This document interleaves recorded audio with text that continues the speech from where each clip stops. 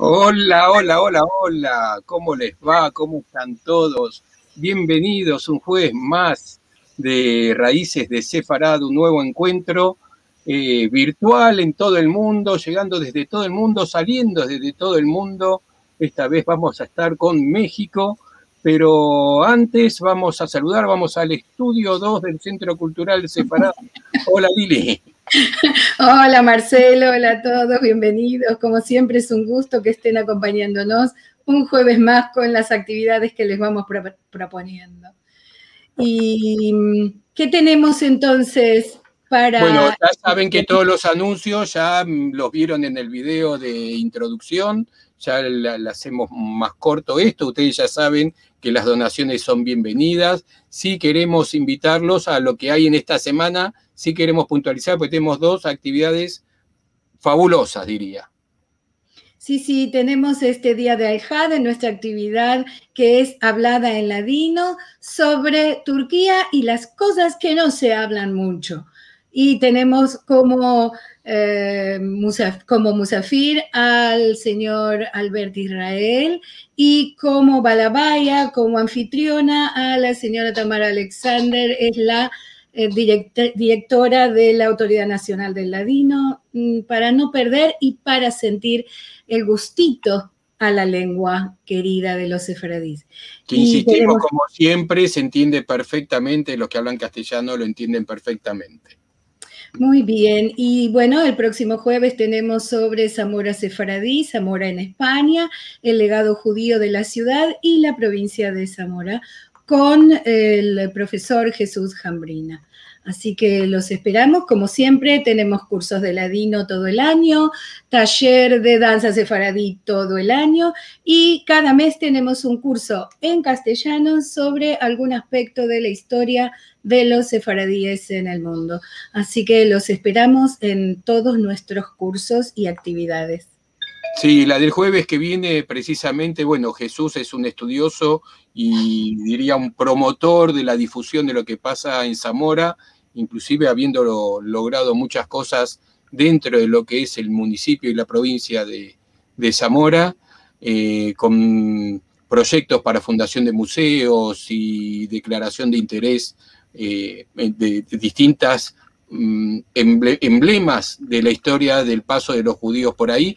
Muchos judíos muy importantes salieron de Zamora. Jesús es de origen cubano, vive en Estados Unidos, pero de ancestros pero nacido en Zamora, creo que es nacido en Zamora. Así que es para no perdérselo. Realmente Zamora uno no lo tiene como los lugares destacados de lo que es la presencia judía en España. Sin embargo, se van a sorprender que termina siendo uno de los puntos más importantes de presencia judía en la península. Sí, bueno, y aprovecho para contarles que a partir del mes de junio comenzamos con un nuevo curso de la profesora Alicia Benmergui, y el tema de este mes va a ser influencia de la Kabbalah en el Renacimiento italiano. Así que para no perder, eso es los días martes en el horario de las 3 de la tarde de Argentina, pero bueno, pueden después mirar en nuestra página web sefarad.com los horarios en cada uno de los lugares donde se encuentran. Pero vamos a lo que tenemos hoy. Sí, claro. Hoy tenemos una invitada muy especial y muy querida, y ella nos va a hablar de El ladino, herencia y descubrimiento, la recuperación de la infancia. Estoy hablando de la escritora Miriam Moscona. Ella vive en México y le damos la bienvenida. Hola, Miriam. Hola, ¿qué tal? Lili, Marcelo, contenta de estar con ustedes. Muy bien, antes que nada, antes de empezar, voy a leer un breve currículum porque Miriam tiene muchísimas actividades y producciones como escritora. Pero bueno, para darles a todos una idea de con quién nos vamos a encontrar hoy. Miriam Moscona es escritora, periodista, traductora y narradora. Es mexicana de origen búlgaro-sefaradí. Autora de varios libros de poesía, entre ellos Ancina, que son poemas en ladino, La muerte de la lengua inglesa, es un poemario que es bastante más reciente de este año, Los visitantes que fue reconocido con el Premio de Poesía Aguascalientes en 1988. Fue becaria de la Fundación Guggenheim en 2006. Con este apoyo escribió su primera obra narrativa, Tela de Cebolla, que fue publicada por la editorial Lumen, y con la que obtuvo el prestigioso premio Javier Villarrutia de escritores para escritores en 2012. Esta novela se ha publicado en México, en España, en Argentina, en Estados Unidos y también en Italia. Parte de su poesía se ha vertido al chino, árabe, sueco, alemán, holandés, búlgaro, ruso y, con la excepción del rumano, a todas las lenguas latinas. Pertenece al Sistema Nacional de Creadores de Arte. Y ahora sí, después de esta presentación maravillosa y solamente una pequeña parte de lo que Miriam hace y es, la vamos a escuchar. Bueno, pues muchísimas gracias por la bienvenida. Siempre pienso que esos datos del currículum pueden ser muy áridos, pero tú los has presentado de una manera mucho más amable, te lo agradezco, así como agradezco la labor que ustedes hacen, son una maquinaria única. Sí, de verdad, de un tiempo para acá es increíble todo la dedicación y el amor que ponen para que la huella de esta amadísima lengua, que es de lo que voy a hablar hoy,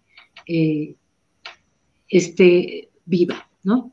Bien, Miriam, te dejamos con la gente porque tenés historias personales para contar, historias como escritora, tenés mucho para contar. He visto algunas fotos preciosas que tienes por ahí para mostrar también, así que te dejamos con la gente, pero no descarto que nos metamos en el medio para hacerte alguna pregunta. Igual como siempre, la gente que quiera hacer preguntas las escribe en el chat, sea por YouTube, sea por Twitch, sea por Facebook, y después para el final las charlamos. Vale, gracias. Pues ahora ya, me han abandonado. Yo decidí, cuando Lili me pidió que le pusiera un título a la conversación del día de hoy, decidí poner la palabra infancia. La infancia para mí está unida al ladino. Y también está unida la palabra infancia a la niñez de mi lengua. Soy escritora y, bueno, un escritor tiene una relación, yo creo que toda la gente que usa una lengua debería de tenerla, pero creo que un escritor en especial tiene una relación con su lengua de una forma entrañable. De modo que eso, el ladino es la infancia del castellano. Y siempre digo que más allá de una pertenencia comunitaria, mi pasión por el judeo español tiene una raíz muy importante en mi amor por el castellano. Yo, como mencionó Lili, provengo de una familia búlgara, soy la primera de esa cadena nacida en este continente, y la historia de la llegada de mis padres y de mis abuelos es una típica historia de posguerra, de lo que las migraciones, de lo que las guerras mueven en cuanto a migraciones que suelen ser involuntarias. Y yo quiero imaginar que alguna vez de estudiantes, de chicos, escucharon algo de México, pero en qué momento iban a pensar siquiera que ese país iba a ser, pues, el país de su segunda vuelta para mis padres y el país de la vejez y de el lugar a donde morirían mis abuelos, 3 abuelos, porque el padre, digamos, de mi mamá murió desde que mi mamá tenía 1 año, así que digamos que estos 3 abuelos son la raíz de mi infancia que me vincula con esta lengua que amo, que es el judeo-español. Y es una lengua que, como siempre he contado, yo no hablé en mi niñez. Yo, aunque no fui arrullada, digamos, de una forma natural en castellano, soy mexicana y mi lengua materna, sin que haya sido, es que está lleno de paradojas, sin que haya sido la lengua materna de la familia, mi lengua materna es sin duda el castellano. Mis padres llegaron a sus 30 y tantos años, llegaron en el año 51 y llegaron después de haber salido de Bulgaria en 1948 y se fueron durante 3 años, estuvieron en Israel y aquí unos primos de mi padre los animaron a venirse a México. Vinieron ellos solos, mi madre tenía un embarazo de 9 meses, no entiendo cómo la dejaron subir a un avión, pero así fue, una línea que ya desapareció, una línea inglesa que es la BOAC, que después fue retirada los aviones del mercado porque resultaron defectuosos y bueno, ellos viajaron en uno de los últimos aviones que cruzaron el Atlántico. Es increíble, todas las casualidades. Bueno, el caso es que a 10,000 pies de altura mi madre empezó con trabajo de parto y el piloto pidió permiso para poder aterrizar de emergencia en las Islas Bahamas, a donde inesperadamente tuvieron a su primogénito y le pusieron el nombre de Michael, que en realidad para mí es Miguel, pero su nombre oficial es Michael. Llegaron a México con este bebé en brazos, estrenándose como padres, estrenándose como migrantes a un país tan distinto, con un clima tan distinto, comida, costumbres. Entonces, los primos lo primero que les dijeron es, hombre, facilítale a tu hijo el asunto y ve y regístralo ve al registro civil y di que nació aquí, no pasa nada. Y mi madre, extrañadísima, dijo que de ninguna manera iba a hacer eso y no quería empezar la vida de su hijo con una mentira. Años después de esto, unos 3 años tal vez, trajeron a sus padres a México. Es muy impresionante encontrarse el documento migratorio cuando ellos llegaron. Cada uno de ellos cargaba 25 kilos. ¿Cuánto pesaba una maleta vacía en ese entonces, me pregunto? O sea, todas sus cosas personales pesaban lo que nosotros llevamos a Europa en un viaje de turismo. Eso es impresionante. Y también habla de todo lo que queda atrás, ¿no es cierto? Y parte de lo que quedó atrás también es, bueno, que el ladino que usaban mis abuelos, pues era una lengua cómplice, una lengua familiar, y aquí en cambio era una lengua que para ellos se convirtió en obligatoria, porque no había otra manera en que se pudieran comunicar en México. Y muchas de las palabras que ellos llegaban a usar, pues la gente ni les entendía, se les hacía como tan raro. Y yo trato de recordar cómo habrá sido para mí escuchar a esos abuelos hablando un español extraño que de pronto me recordaba a ciertos giros que se usaban en las zonas rurales, que se usaban qué sé yo, por ejemplo, en la esquina de donde vivíamos, una vez a la semana se ponía un campesino en su traje de manta a ordeñar una burra. Imagínense, tan vieja estoy, eso sería algo impensable hoy en día. Y vendía la leche de burra y decía, Ancina, te vas a engrandecer, a engrandecer. Vendía la leche de burra en unos centavos. También pienso, bueno, yo cómo me pude tomar esa leche tan bronca, hoy en día me mataría, me llevaría al hospital de inmediato.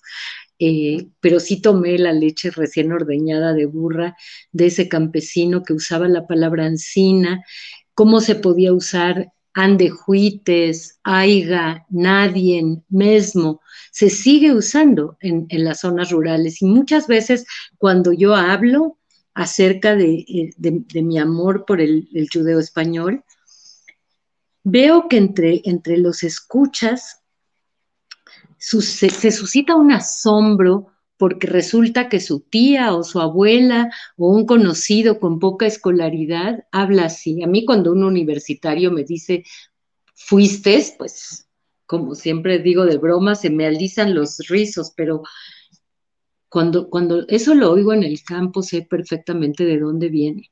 Es la lengua que se trajeron los primeros pobladores a América y que de alguna forma se quedó congelada en el campo pues de muchas regiones, no nada más de México, en general de América Latina.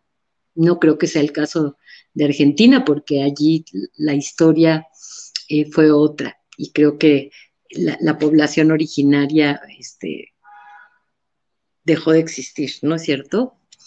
Eh, en fin, lo que les quiero decir es que mis abuelos que me hablaban en esa lengua extraña y que yo pensaba que todos los abuelos de la tierra hablaban en ese español, pues yo jamás les contesté una sola palabra en, eh, en ese español, pero siempre lo escuché. Y saben, yo lo tuve totalmente olvidado durante años. Muchas veces con mi hermano, eh, también de una forma cómplice, recordábamos siempre entre risas alguna palabra, alguna expresión. Esta foto que estamos viendo me encanta. Creo que es mi foto favorita eh, de mi padre con nosotros en un viejo Acapulco de los años 50. Imagínense, unos cuantos años después, él murió y junto a su muerte, pues ocurrieron muchas cosas que les iré contando. Pero todo tiene que ver con el Aladino, todo tiene que ver con la niñez, ese paraíso perdido, ¿no? Por eso creo que soy tan fanática de la obra de Marcel Proust, porque creo que ningún escritor en la historia de la literatura eh, ha podido evocar con esa claridad y con esa envolver al lector de tal forma en lo que es la memoria y la memoria involuntaria de aquello que la perspectiva del tiempo nos separa con tantos años y que sin embargo siempre llevamos por dentro. Así que yo tuve olvidada esta lengua y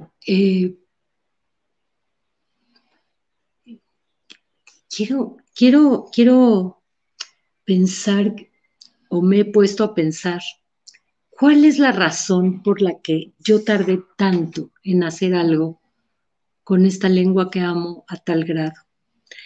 Yo, al haber perdido a mi familia tan fuera de tiempo, a mi padre y luego a mi madre, pues, y desde luego los abuelos que desaparecieron todos de mi casa en un periodo de tiempo muy breve. Creo que tocar el ladino era tocar mis pérdidas. Y creo que algo dolía y no podía hacerlo. Pero fue tan importante desde el punto de vista para mí en mi trabajo como escritora, de poder meter las manos en todo eso. Y yo me convertí de pronto en una estudiosa autodidacta, digamos, me llené de libros, de los diccionarios que existen, tomé decisiones que muchas de ellas creo que no, bueno, como siempre pasa, uno no puede ser monedita de oro para todo el mundo. Algunas creo que eh, en ciertos ámbitos académicos pueden causar desacuerdos, me parece muy bien, no tenemos que estar de acuerdo en todo. Y uno de ellos fue que cuando escribí Tela de Cebolla, para mí era muy importante el ladino, desde luego que no se acentúa, no tiene por qué acentuarse. Eh, pero yo en algunas palabras decidí sí poner los acentos porque me importaba que el lector supiera que la palabra dinero no se dice paras, sino parás. Entonces yo en ese caso le ponía un acento. Para cuando se trataba así de crear confusión, lo llegué a hacer. Entonces, para mí es eso, es una conquista viva el ladino, es una conquista también a estas alturas de mi vida, sigue siendo también una conquista de mi infancia. Y la infancia no nada más es destino, como decía Octavio Paz, la infancia, no sé, es algo que uno va moviéndose y las raíces que están abajo se abren, se desplazan, se mueven, pero ahí está uno parado en eso y le significa a uno mucho toda la vida, seas escritor o no seas escritor. Pero aparte, si eres un escritor, es que en la infancia está todo. Esa es la fuente de la que más se llega a brevar.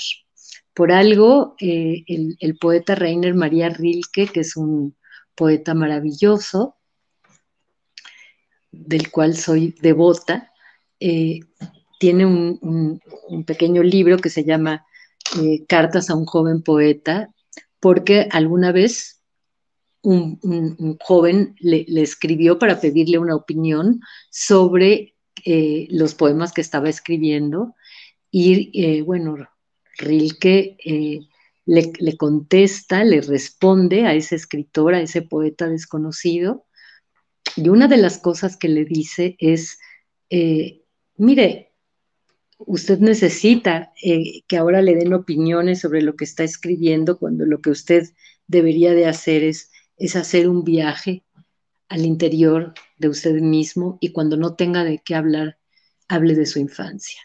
Húndase en su infancia primero, no se trata nada más de hablar de ella, ¿no? Y entonces, como ven, a mí la infancia es algo que me mueve mucho y imagínense, en el ladino confluye dos veces ese amor por la infancia, porque por un lado, desde el lado de mi propia historia y desde el lado de la historia de la maravillosa biografía, porque las lenguas también tienen una biografía, de la biografía del judeo español. Fíjense que ahora, durante la pandemia, estuve en un seminario releyendo, bueno, uno siempre dice que las obras clásicas no las lee, sino las relee, pero bueno, realmente en mi caso fue una relectura que tardía, muy tardía, porque hace muchísimos años que había yo leído El Quijote,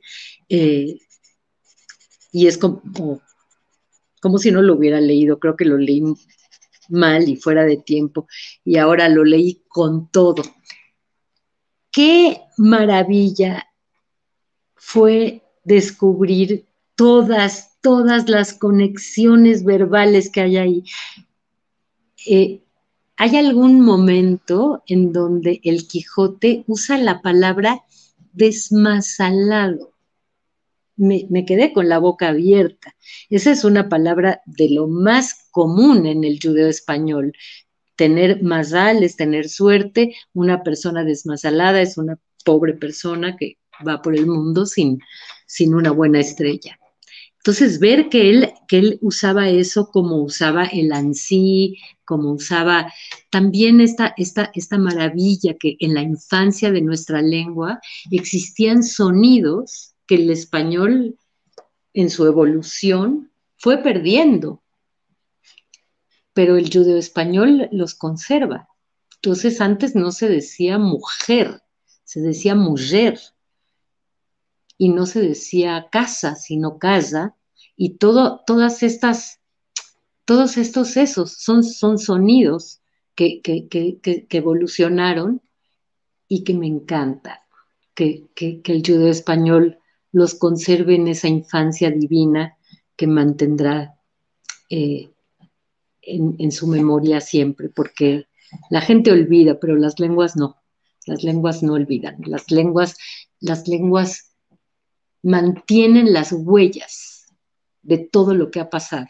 Y créanme que la biografía del judeo español es tan apasionante. Yo mientras más sé, menos entiendo. Me parece absolutamente increíble que es una lengua que se haya mantenido con ese vigor, sin una patria, sin academia, durante esos 500 años, y que yo observo lo que pasa, por ejemplo, con los migrantes mexicanos. Se van a Estados Unidos sin hablar ni una jota de español, de inglés, perdón, y se las arreglan y luego, bueno, tienen hijos allí, los hijos pues, crecen en Estados Unidos, desde luego ya hablan el inglés, y luego esos hijos tienen hijos y a veces pierden, ya no hablan más español. O si lo hablan con un acento tremendo. Entonces, ¿qué ha pasado con el judeo español en esos 500 años? Es 50 y... No, ¿cuántas veces? Yo calculé a qué equivalen 500 años. No me acuerdo, me parece que son 29 generaciones. 29 veces tatara, nieto para abajo, 29 veces seguía vivo aquello. Y siguió vivo, es decir, ¿vivo en qué sentido? Vivo sigue, pero no sigue ya vivo de la forma en que se empleaba la lengua a principios y a mediados del siglo XX. Bueno, a mediados ya empezó su decaimiento, me refiero antes del exterminio, porque la lengua fue exterminada, la lengua también se fue a la cámara de gas. Se usaba para una comunicación interpersonal. Cuando yo fui a Bulgaria, he sido muy viajera y he tenido mucha suerte en mi vida, he sido muy mazalosa, he podido viajar mucho y comentábamos con Marcelo el otro día cuánto extrañamos esos desplazamientos ahora durante la larga pandemia. Y yo creo que de todos los viajes que he hecho, el más emotivo, irrepetible, fue el primer viaje que hice a Bulgaria. Porque, bueno, imagínense, mis padres al salir de Bulgaria en el 48 jamás volvieron. ¿Qué foto es esa? Ay, es la foto, me da una ternura, es una foto de un día de campo. Un día de campo en Bulgaria. ¿Me pueden explicar por qué la gente se vestía con corbata y traje y iba tan elegante y con sombreros? Bueno, era otra vida. El mundo era otro mundo, absolutamente. La gente para viajar en avión se ponía guantes, sombrero. Ahora, ¿cómo vamos? ¿Cierto? Bueno, pero ya me fui por otro lado porque me distraje con la foto. Marcelo, me distraes con las fotos porque me gustan mucho. Pero lo que les quería decir ya es que cuando fui a Bulgaria, fíjense que allí se mantiene todavía un club que se junta una vez al mes. Ahora es una vez al mes, antes eran los martes, para hablar en judeo español. Y ahí conocí a una mujer encantadora, encantadora. Ella es médico, una señora ya muy mayor, tendrá ahora 90 años, se llama Sophie Danon, y ella me decía que ella venía del trabajo, se quitaba la bata la bata blanca, digamos, típica de los doctores, y al quitarse la bata se quitaba también el búlgaro e inmediatamente enchufaba con el judeo español y no volvía a usar búlgaro. Por otro lado, el padre de una amiga mía, él de Salónica, él se había educado en francés y la lengua de sus estudios era ese, el francés, y no habló nunca griego, salvo algunas palabras, porque el resto de su vida la resolvía en judeo español. Entonces, cuando yo les digo que ahora el judeo español tiene otra vida, es que ese tipo de vida ya no la tiene ni la tendrá, porque además no hay niños que hablen judeo español. Sin embargo, ahora, como nunca, se ha hecho un esfuerzo encomiable, institucional, un esfuerzo también desde el lado de la academia. Es conmovedor y es estremecedor lo que hacemos por nuestro amor a esta lengua. Y ya les digo, para mí es un doble amor por mi origen sefardí y por el otro lado, por mi amor a la niñez del castellano. Es la infancia de la lengua y la lengua de mi infancia. Y las dos son tan importantes la una como la otra. Y yo creo que cuando yo he dado charlas sobre el judeo español, sí me doy cuenta que la gente que no tiene absolutamente ninguna conexión con el mundo sefardí, sí puede tener una conexión con el judeo español por su fascinación, por decir las tus manos, por decir la chiquez, por decir mancebés, porque hay una ternura inmensa en el judeo español. Yo cuando fui a Bulgaria pensé que lo que iba yo a hacer era escribir lo que había prometido a la Fundación Guggenheim, que era un libro de poesía. Pero todo lo que vivía allá, tenía yo una necesidad cuando volví a mi mesa de trabajo, digamos, de vuelta del viaje, una necesidad de contar las cosas, digamos, con otra recreación distinta de la poesía. Yo que siempre había dicho, yo jamás escribiré una novela, las famosas palabras que uno dice, ¿verdad? Y tampoco estoy tan segura de haberla escrito, aunque bueno, ya estoy habituada, los editores así le dicen, en fin, sí es una novela y en el mundo contemporáneo una novela es muchas cosas y puede ser también un híbrido, un mestizaje de géneros, un cuerpo con fronteras ya mucho más en contacto. No existe ahora en la literatura, yo creo que para bien, toda esta división tajante. Esto es, hasta acá llega la poesía, aquí empieza la narrativa, hasta acá llega el ensayo. Bueno, en Tela de Cebolla yo creo que me permití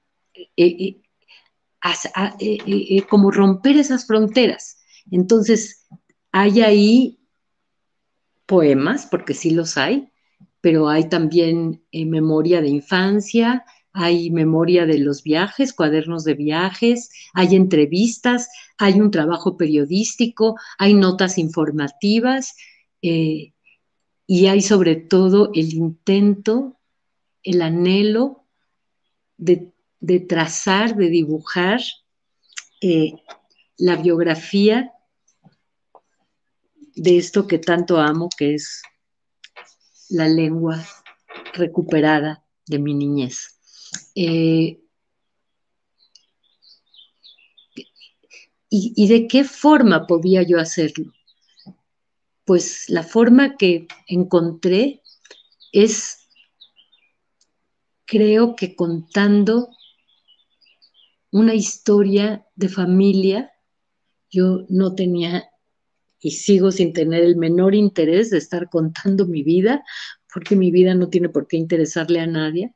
a nadie, pero es a través de una vida. Y además hay una ficción, está ficcionado allí, no, incluso en las sí llamadas biografías hay, desde luego, ficcionalización, o sea, nada es químicamente puro. Pero es a través de esta, entre biografía y entre ficcionalización y entre este dibujo de la figura de los abuelos y todo esto que se va contando la biografía apasionante de esta lengua.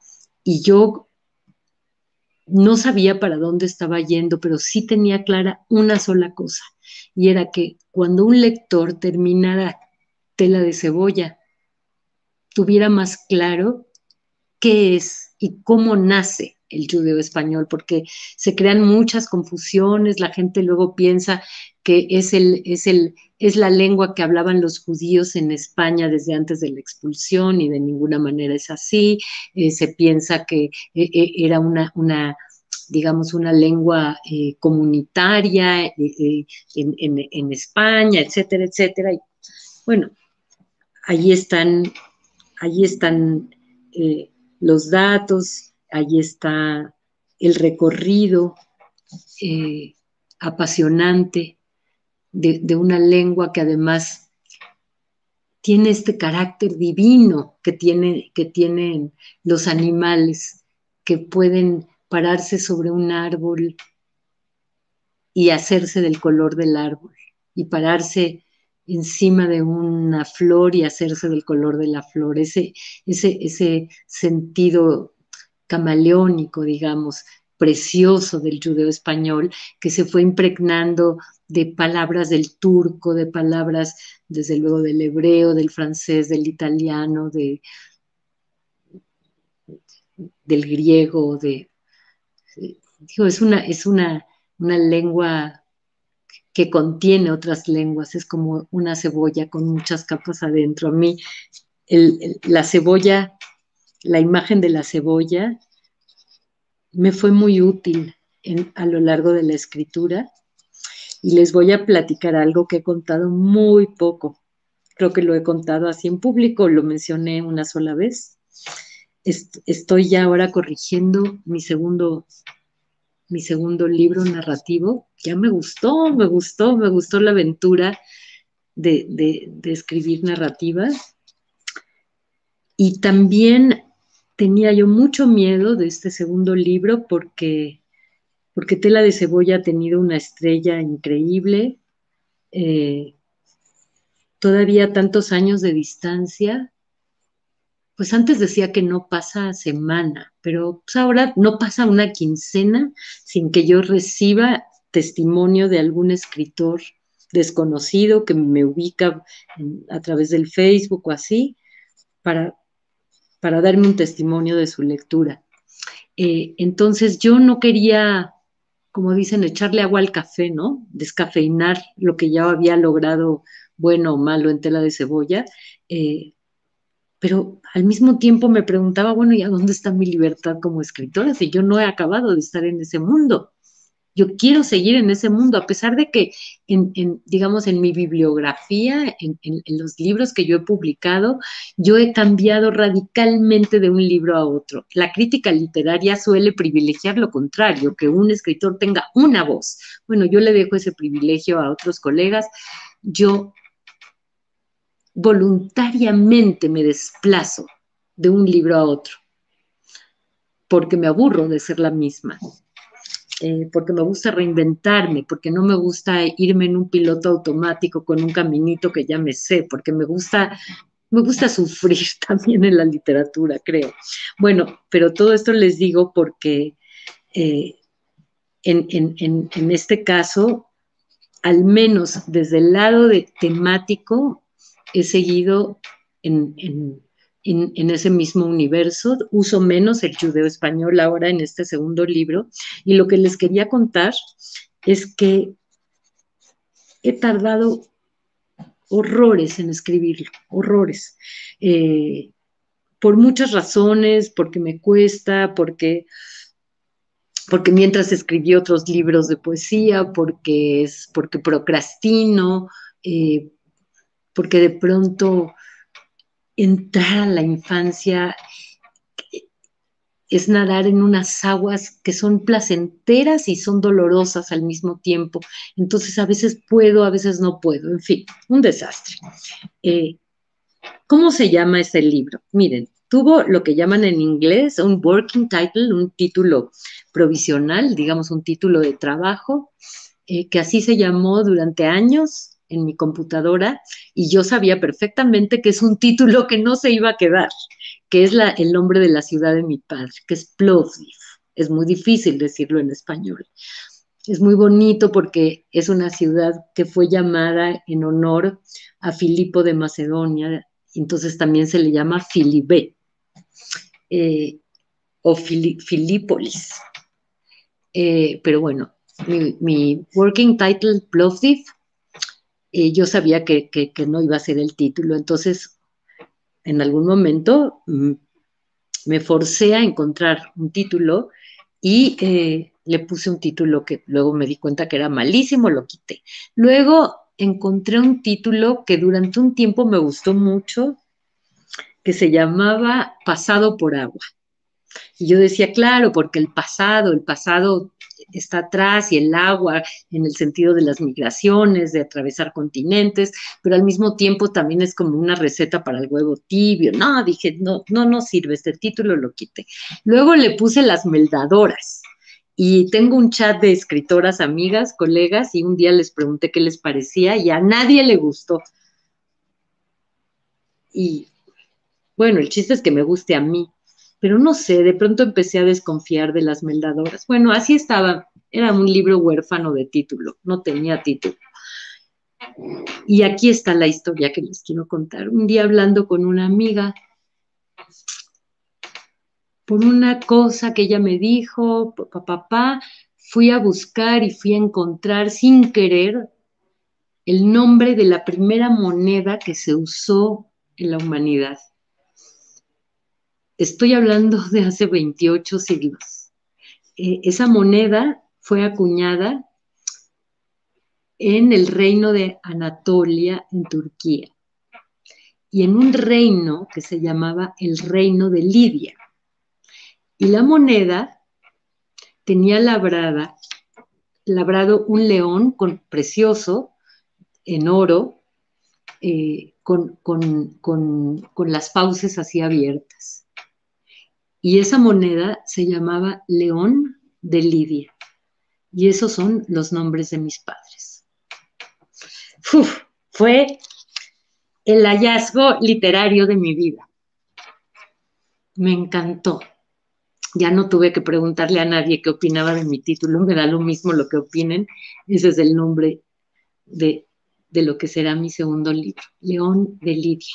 Entonces inventé una historia dentro de la novela para explicarle al lector, ¿no? Un poco, explicarle, es decir, hacerle presente. ¿Yo qué podía decir? Fíjense que la autora tiene unos padres que se llaman León y Lidia. No. En fin, fue de verdad, y también es algo que me pasó en Tela de Cebolla, que creo que a veces cuando uno investiga algo con el corazón, de verdad con el corazón, las puertas se abren solas y uno recibe estos regalos. No tenía yo idea de esta moneda. Ahora estoy corrigiéndolo, y bueno, respecto a mis otras publicaciones relacionadas con el mundo sefardí, pues este sería el cuarto libro, porque tengo el poemario que se llama Ancina, este libro que ahora ven en la pantalla del lado izquierdo, se llama Por mi boca, que es una recopilación de 6 hermosísimos textos de la diáspora sefardí. Es un trabajo que hice en conjunto con mi amigo Jacobo Sefamí. El libro Ancina, eso no lo tiene Marcelo, pero yo les voy a mostrar que creo que fue un lindo hallazgo de parte de Vaso Roto, los editores. Hicieron el glosario, en vez de que aparezca abajo de cada poema el significado de tal o cual palabra, se hizo un glosario hacia el final. Es muy, muy bonita la forma de desplegarse. Está, bueno, Tela de cebolla, que acaba de salir ahora en Italia. Y pues eso. Ese ha sido digamos, mis andanzas en el mundo sefardí, que una vez que uno ha metido el cuerpo, la mano y el corazón en todo eso, siempre tendré un pie adentro. Eso no quiere, yo no me quiero convertir en la escritora oficial de Ladino, ni muchísimo menos. Escribo otras cosas, lo dijo Lili, acabo de publicar un libro que no tiene nada que ver, que se llama La muerte de la lengua inglesa, que es poesía, y pues ojalá que León de Lidia tenga también la estrella, su propia estrella. No la tengo por qué comparar con Tela de cebolla, pero pues ojalá que la tenga. Para mí, a diferencia, y lo entiendo perfectamente, de otras personas que además de todo lo que sufrimos, eso sí, todos, con la pandemia, el encierro, que fue un encierro total, como ustedes lo vivieron también, es algo que a mí me hizo bien. Lo sufrí al principio, pero después me habitué, y fue un encierro muy fecundo. Mi vida cotidiana, al fin y al cabo, soy escritora y sé estar sola, vivo con mi perro, y me gusta. Así que no, en ese sentido, trabajé, leí, estudié y escribí como nunca. Y me gustaría, quizás para terminar, leerles algo que no es de creación realmente, sino es un fragmento de algo mucho más largo que escribí en un congreso, para un congreso en Israel, aunque después me pidieron esta misma conferencia, que fue el último viaje que hice rayando así la frontera con la pandemia, que tuve el honor de verdad de que me invitaran como Regent Lecturer, que es todo un honor, en la Universidad de Nashville, en Tennessee. Entonces, este fragmento se los quiero leer y ahora verán por qué se los quiero leer. No es muy largo y, como les digo, no está dentro de ningún libro, ni mucho menos. Aunque en realidad, en vez de leérselos, podría contárselos. Se los voy a contar. Miren, yo soy damnificada del temblor del año 2017. Así como les digo que la muerte de mi padre dividió mi vida en dos, y todo lo que soy, en cosas buenas también y en cosas dolorosas también, está signado por esa pérdida.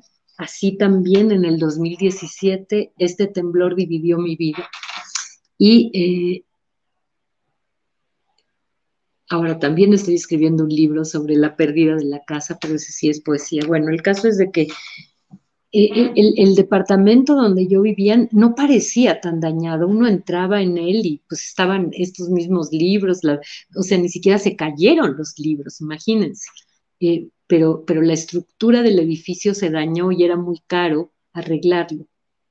Entonces los vecinos nos acogimos a un plan del gobierno y, en fin, es una larga historia que además no es interesante. El caso es que el edificio tuvo que demolerse, el edificio no existe más.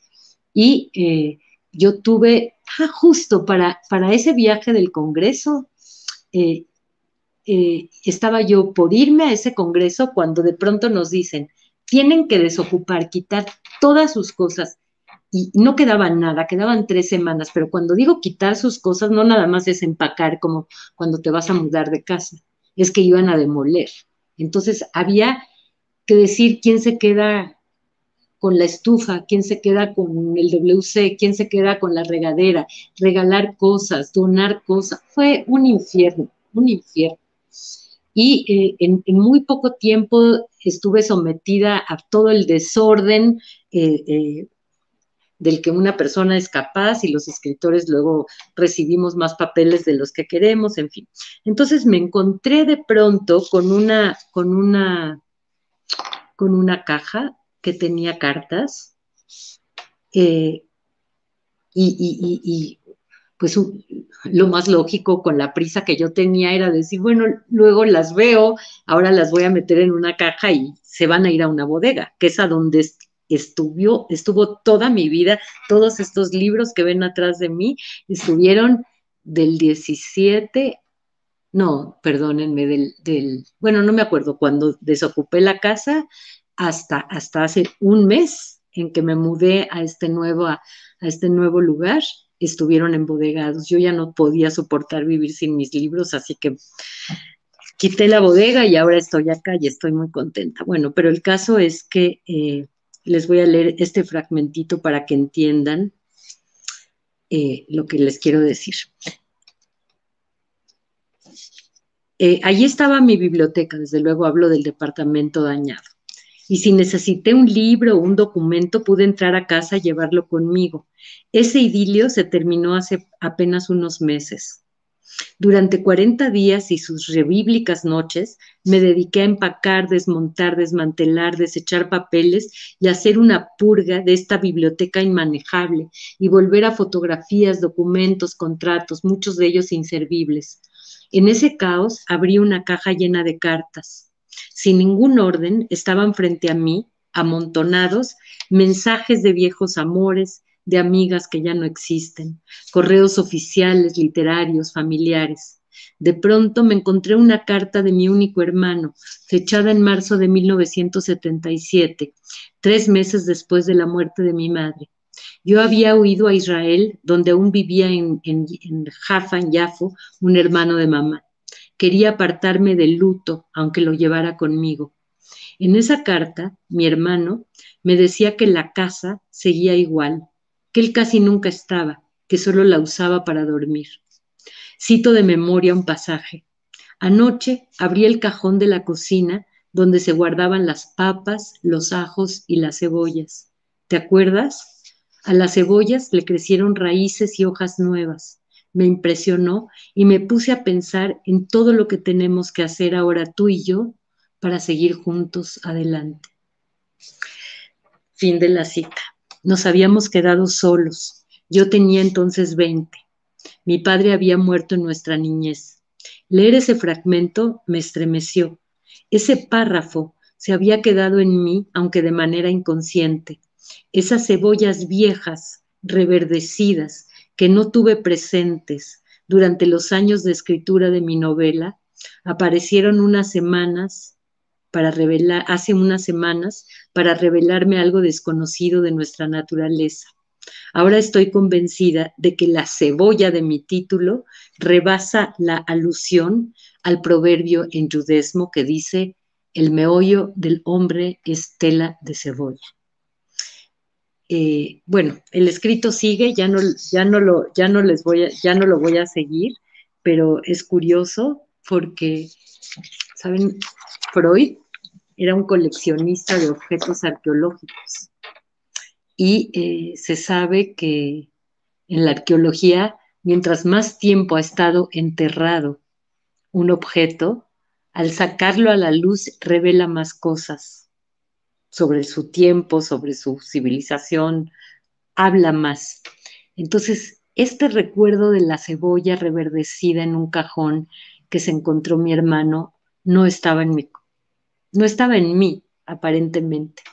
Y fue maravilloso encontrarlo ya cuando la tela de cebolla, había sido escrita, había sido traducida, había sido premiada, había circulado y me había devuelto la fe en que ese mundo personal, ese mundo de una lengua herida, que es el judeo-español, pudiera tener un interés más allá de un ámbito comunitario.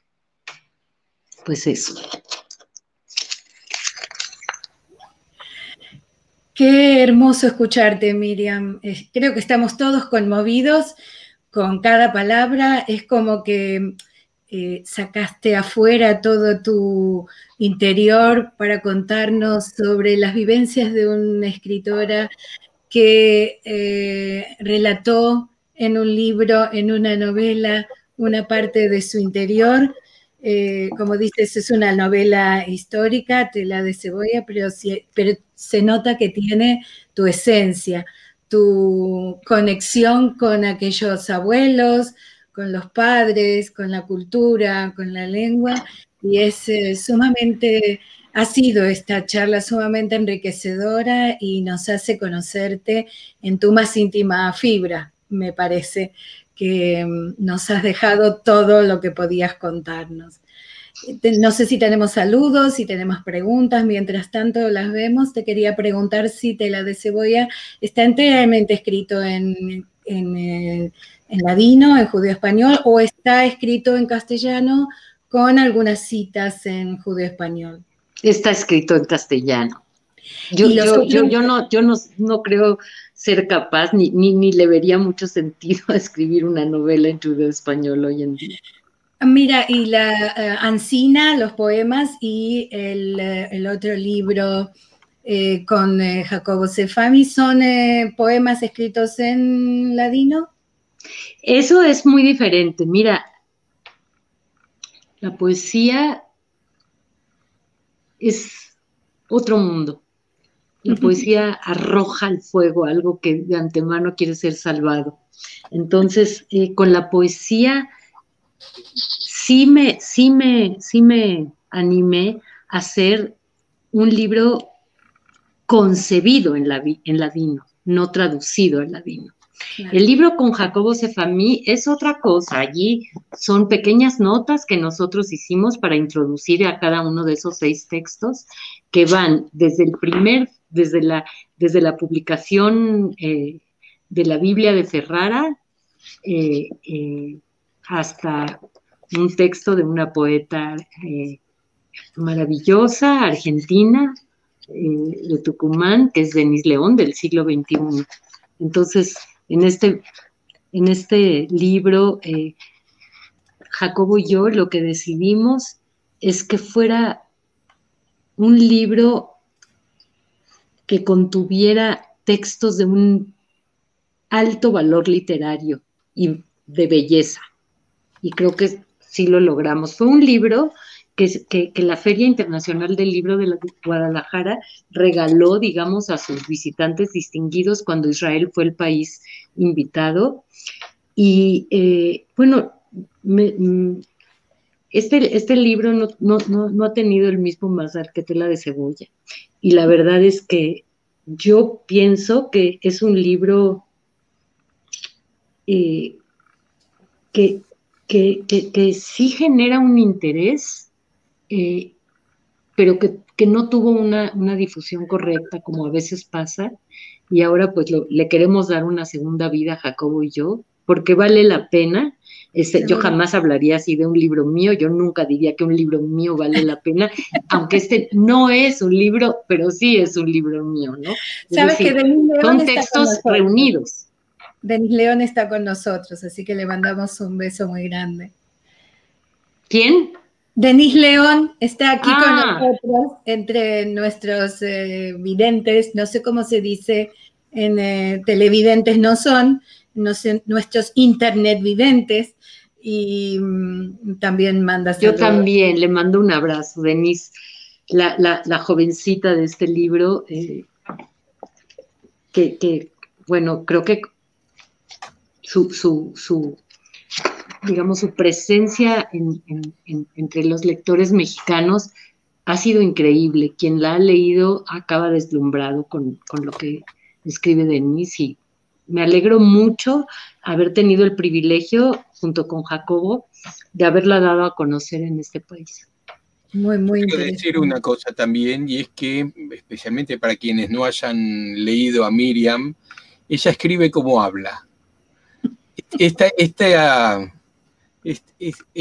Como nos cautiva, lo mismo que ha hecho durante esta hora y pico, una hora más o menos, lo mismo hace con el libro. Nos va enroscando y nos atrapa con me estoy poniendo en crítico de literatura, jamás lo hice, no estoy haciendo eso. Esa misma dulzura con que expresa, saca los sentimientos hacia afuera, tal cual es como pasa al menos en Tela de Cebolla, que es el que conocemos, los otros no los leí, pero después voy a contar dónde los pueden comprar, que también puede ser interesante. Antes de pasar a las preguntas y algunos comentarios que hay por ahí, que desde ya, si alguno quiere hacer, vaya haciéndolo en los respectivos chats de Facebook, Twitter o Twitch, donde sea. Hablaste de tus viajes por Bulgaria, y en particular de Sofía, que tiene una sinagoga espectacular, que es una cosa increíble y que te conmovió mucho, me lo contaste en estos días. ¿Nos querés contar algo de eso? Sí, claro que sí, es que así como un dardo al corazón, llegó anoche a través de WhatsApp la solicitud de apoyar a la sinagoga más importante de los Balcanes. Es de una belleza, única además, para mí, ahí sí reconozco, está llena de significados muy emotivos, pero lo que es muy conmovedor es que pues esa comunidad tan empobrecida y tan adelgazada y tan entusiasta y que con las uñas verdaderamente hace todo lo que hace, ahora está juntando donativos para poder arreglar el techo de la sinagoga. No saben cómo me conmovió. Entonces yo lo que hice fue pasarte pues simplemente el enlace para poder donar. Y uno puede donar, uno cree que tiene que donar quién sabe qué cantidad, uno puede donar si quiere $5, todo cuenta, $1 también cuenta. Sí, esto el crowdfunding que se llama, que estos sitios que acumulan ahí necesitan $35.000, van por 2.200. Que además ni siquiera es mucho, o sea, es mucho para tu bolsillo, para el mío, pero no realmente para poder restaurar un monumento tan emblemático y tan bello y tan lleno de historia. Y entre todos podemos hacerlo. Sí, ojalá. Como te decía, mira, si esta conversación, si esta charla sirve para que una o dos personas se les mueva el corazón y puedan hacer algo por ayudar a esa comunidad y a esa sinagoga, para mí es el mejor pago posible. Ojalá podamos apelar al corazón de tantos que nos escuchan y que nos ven, y que podamos darles desde nuestro humilde aporte una gran Sí, puede ser tan humilde como uno quiera, pero es que es el conjunto lo que vale, ¿no? Seguro que sí. Bueno, vamos a leer algunos saluditos, Lili. ¿Cómo no? Aida Benaltalev nos dice buenas tardes a todos. Aida es de Tucumán. Tucumán se paraliza los jueves para venir a Raíces de Sefarad.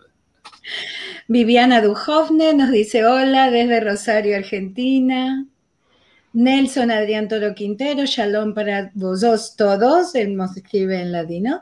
Un cordial y atento saludo a vuestras mercedes, Javerim y Javerot. Carla Citón dice hola desde San Diego, pero es brasilera. Ela Levin, felicidades Miriam. Es mi amiga. Bernard Miller, que siempre está con nosotros desde Londres, nos manda saludos y nos dice que después de ese currículum, y se fue el mensaje.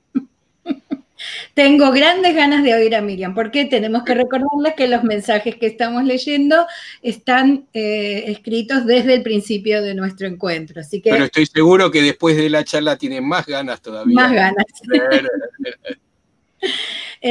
Rosimario Junior nos dice saludos a todos desde Brasil. Gloria Cohen, hola a todos desde Buenos Aires. No sé, HS, felizmente escuchándote. Tal vez conozcas. Denis León te dice Miriam, querida. Drieli Silveira, buenas noches a todos, saludos desde Brasil.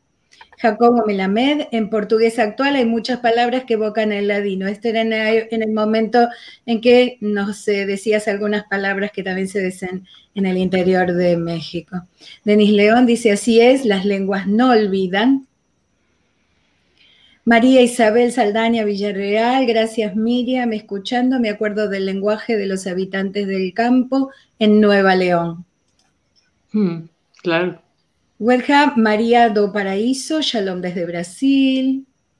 Viviana Dujovne, muy emotivo lo que decís, también tengo ladino en la infancia. Laísa Ayala, saludos desde Santa Catarina, Brasil. Beto Matarazzo, hola Beto, qué gusto que estés con nosotros. Saludos desde México, Alberto Matarazzo, claro, felicidades para la señora Moscona y para ustedes. Y hablando de Matarazzo, no pierdan la oportunidad, cuando pueden, nosotros cada tanto la ponemos en los festivales de cine sefaradí, de ver Novia que te vea, hablando de Matarazzo, porque es la familia Matarazzo, que muestra en forma fílmica mucho de esto que estamos hablando.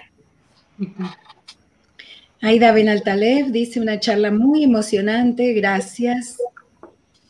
Nelson nos dice, yo tengo menester de una demanda para... Busa Merced, para escribir en judaísmo, rashi o latino, para designar las formas y verbos de moza lengua ladina.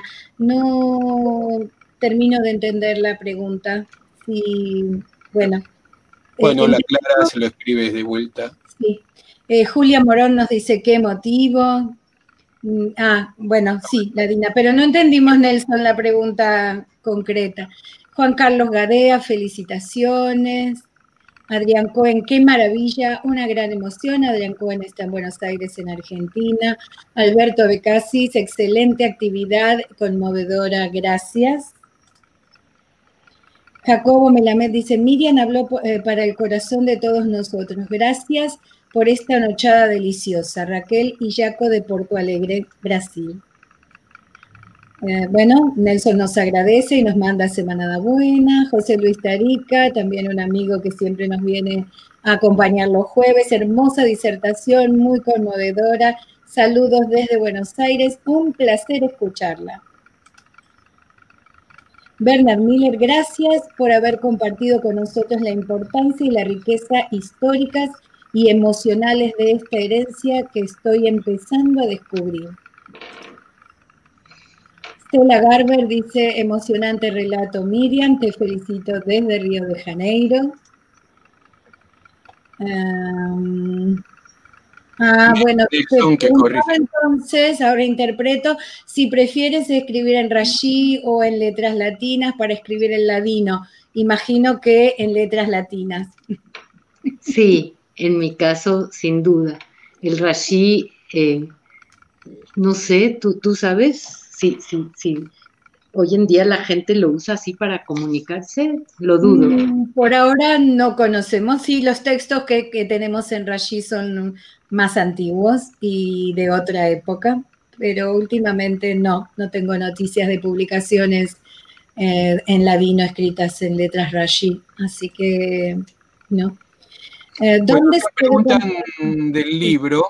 Del libro yo estuve mirando, no vi si estaba en formato digital, no estoy seguro, pero el libro sí está en Amazon, tanto en Estados Unidos y los europeos también lo vi que estaba en el de España, inclusive la versión en italiano está en el Amazon de Italia, Y a los de Argentina les digo que en Mercado Libre se compra muy barato. Esto no sé si le va a gustar al autor, a la autora, pero me da gusto.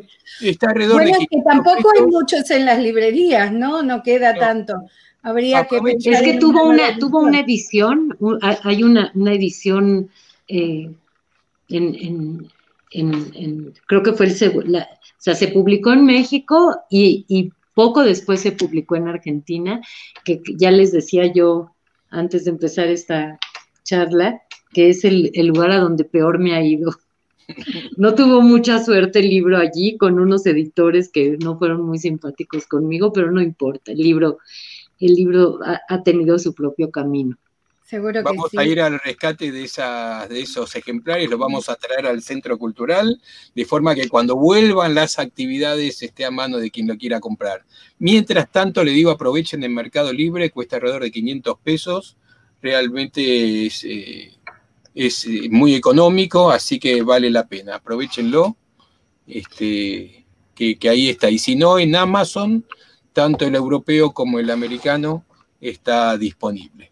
¿Y los otros libros también se pueden comprar por Amazon? Los libros se pueden comprar en Amazon. Perfecto. Sí, están casi todos, no sé si todos. Beto agrega, extraordinario la anécdota del señor Carmona, y termina diciendo en tela de cebolla, la anécdota de dentro. La anécdota del libro. Bueno, ahora todos queremos leerlo, se va a agotar lo poco que queda en internet del libro. Claro. Ahora todos queremos conocer la historia y es mucho más valiosa seguramente después de escucharte hablar tan emocionadamente sobre la historia tuya y del libro. Y cuando esté el libro nuevo vamos a hacer el lanzamiento, le vamos a dedicar 10 minutos para hacer un relanzamiento de Tela de Cebolla y luego le vamos a empujar. Me fascinó la anécdota del nombre del libro, Miriam. El León de Lidia. Realmente yo creo... Sí, es uno de veras, es uno de mis grandes regalos literarios que he recibido. Yo creo que lo que uno quiere llamar el destino o el azar deja caer en nuestras manos en los momentos más oportunos lo que necesitamos. Y en este caso... Y llega cuando tiene que llegar. Para finalizar, te pregunto, Miriam, aunque parece obvio el sentido de Tela de Cebolla, qué significa, pero me imagino que en algún momento tuviste la brillantez de que se te ocurrió ese título. Pues no se me ocurrió, ese es un proverbio que existe, y sufrí muchísimo más para encontrar el León de Lidia. Tela de Cebolla no lo encontré desde el principio, pero bueno, en ese famoso viaje a Bulgaria, ¿saben? Hay un investigador que además se llama Isaac Moscona, que tiene el nombre del hermano de mi padre, no es el hermano de mi padre, pero sí es un familiar de otra rama, digamos, que él, bueno, es un gran investigador. Los académicos que han trabajado en la cuestión del judeo español lo ubican perfectamente. Y entonces él ya no vive, pero yo me vinculé con su hijo, y su hijo me hizo una fotocopia de un rescate impresionante de los proverbios en judeo español, y uno de ellos es ese: el meollo del hombre es tela de cebolla, que puede tener muchas lecturas. Una de ellas, el porque meollo es esto, pero también es esencia, ¿no? Entonces, bueno, una forma de poder leer eso es que la naturaleza humana es quebradiza como una cebolla. También puede verse así. También puede verse así, o como las capas de la cebolla. Totalmente. Que nos descubren cada vez un tesoro nuevo. Bravo, Miriam, infinitas gracias. Muchas gracias a ustedes por la invitación. Y que sigan estas actividades que realmente arrojan una nueva luz a esta vieja lengua. Muchas gracias. En ese marco los vamos a invitar a las próximas actividades, que ahora en el videíto les van a recordar lo de este domingo en Ladino y lo del jueves que viene. Un beso queremos muy grande. agradecer a todos los que estuvieron con nosotros acompañándonos a escuchar a Miriam, porque nos encanta que nuestras propuestas les parezcan interesantes. Chao. Chao.